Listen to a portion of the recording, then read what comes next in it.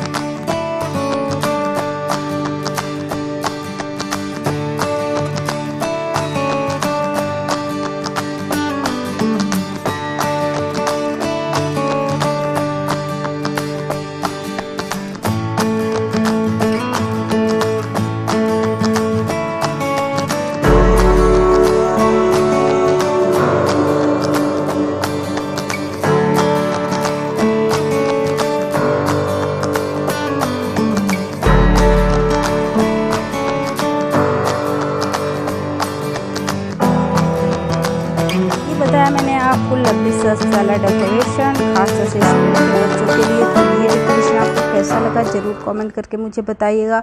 Video अच्छी लगी होगी तो इसको लाइक कीजिएगा, फ्रेंड के साथ जितना हो सके शेयर कीजिएगा, ताकि मैं और भी नए नए डेकोरेशन आपको बता सकूं, आपके साथ शेयर कर सकूं।